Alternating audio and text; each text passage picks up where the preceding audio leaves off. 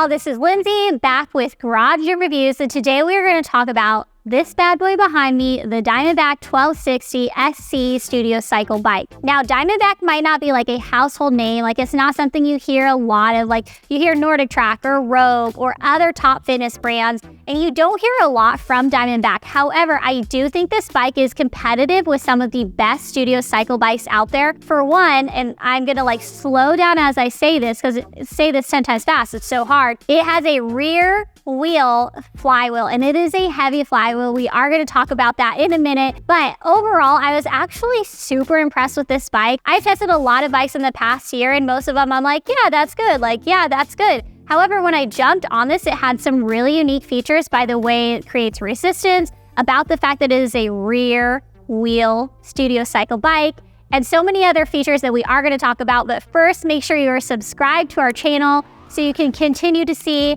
all things fitness, all things that we have going on here. We have got a lot coming your way. Also, if you want to purchase this bike, we have made it super easy, really convenient. Who doesn't love convenience? Am I right? I do. I won't even get out of the car to go to the grocery store. I'm all about online grocery shopping. Anyways, we have placed a link below the like button, making it super easy for you to use if you want to purchase this bike. Lastly, this was sent to us by the company. That doesn't change what I'm going to say about it. And to be honest, there actually isn't a lot that I didn't like about this bike, but if there is, I am gonna tell you, I'm always gonna be honest with what I think about this bike. So let's talk about it.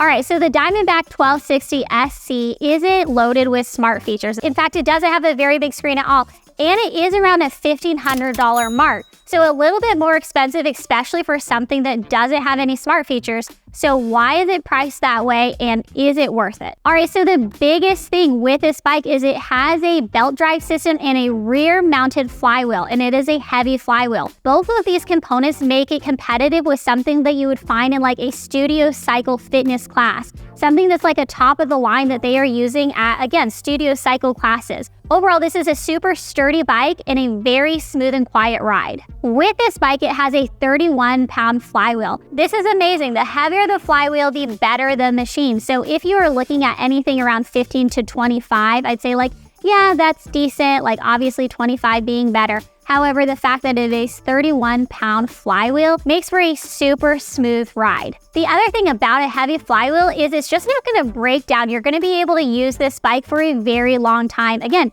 thanks to that flywheel system. Now, typically you have like a resistance knob that you turn. That has been my experience with Peloton. That's been my experience at spin classes. That's been my experience with even like the Nordic Track S22i. However, this is a lever. And initially I thought that I wouldn't like it. However, it makes a clicking noise. And guys, like it's just the little things in life that give you joy, because every time I heard that click, I knew that I was like loading up the resistance, and for whatever reason, it felt super satisfying and also really easy to tell where I was at in my resistance, because every time I moved it, I heard that click, I knew I was moving my resistance. So overall, I actually really liked the lever system on this. As you can see with the handlebars behind me, it is a multi-grip handlebar, meaning that there are a lot of positions you're able to go ahead and put your hands. So whether or not you want to lean over, put your elbows, prop them if you are on a long endurance ride, or if you are on a sprint ride, want to stay more upright, you have the ability to really maneuver your hands a lot of places on the handlebar. One thing I did find like kind of awkward, a little strange, is that the water bottle holder is placed up front in front of the bike. So even though I was able to like reach down around it, it just was kind of awkward because you really have to bend over in order to get your water bottle.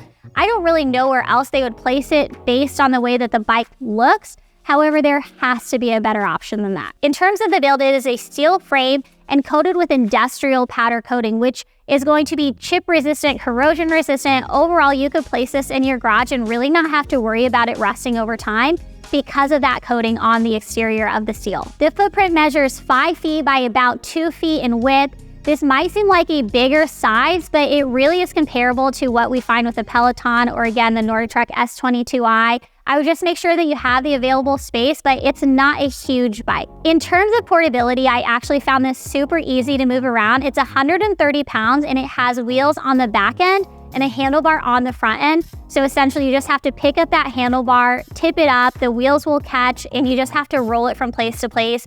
Overall, super portable, and I think a lot of people will be happy about that fact because with exercise bikes, we don't always have a handlebar, and it just makes it super awkward to move. This bike can accommodate users all the way from 5'2", sorry Brittany, who works here at Garage Gym Reviews, who's 5 foot, you can't use this bike. But it can accommodate users from 5'2" all the way up to 6'5", allows a lot of people to be able to use this. I did notice I'm 5'4", and I didn't have this seat pulled up very high in order to get my appropriate size. So that did make me kind of wonder, I wonder how tall you do have to be in order to use this bike. Turns out 5'2". One thing I totally didn't love about this was the lever system, and not the resistance levers, but you do have to have levers in order to move that seat up and down, or the handlebars up and down, or the seat back and forth. It just kind of made it a little bit more difficult. You really kind of had to yank on that lever in order for it to move. It felt like I was honestly prying the jaws of steel apart, trying to get that lever to engage. Once I did, because obviously I'm so ripped and so strong, I was able to get it. It was no big deal. But once I got it, it was fine. But that initial pull to move that lever, it was a little difficult. With the Diamondback, if you decide that you don't want it, you do have 30 days to return it. You have to fill out a form explaining why you want to return it.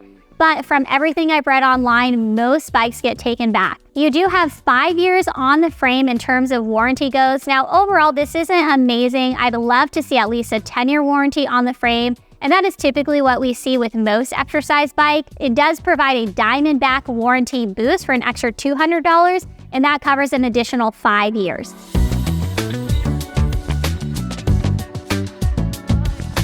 Overall, customers were really happy with their purchase of this Diamondback 1260SC bike. On Amazon, it's rated a 4 out of 5 stars. Another thing that I really like about it is even though it is a small screen, it does show you a ton of metrics. So it's going to show you your heart rate, it's going to show you your load, it's going to show you your resistance, your calories, your time. You can actually set target wattage goals, and it's going to pop up on screen and show you if you're hitting that wattage. So even though it was simple, it was very clear in what the metrics were, and I actually really enjoyed that. All right, so here are my final thoughts on this bike. Overall, I really liked it. It's around $1,500. It has a 31-pound rear-mounted flywheel system, which I think is amazing. It has a user weight capacity of 300 pounds. The other thing that I really like about it is that it's powered by the user. So you can basically take it anywhere in the house. It doesn't have to be plugged into anything while you are riding it. So essentially, if you want to move it to your garage, you can go ahead, do a workout in there. If you want to move it into your living room to watch TV, you can use it in there. And overall, it's really quiet. It's not going to bother anybody while you're riding it, watching that show. So overall, I really enjoyed this bike. I'd probably bring it to my garage gym because I really liked it that much. If you've tried this, let us know what you think about this Diamondback 1260SC in the comments below. We'd love to hear from you. This has been Lindsay with Garage Gym Reviews. Peace.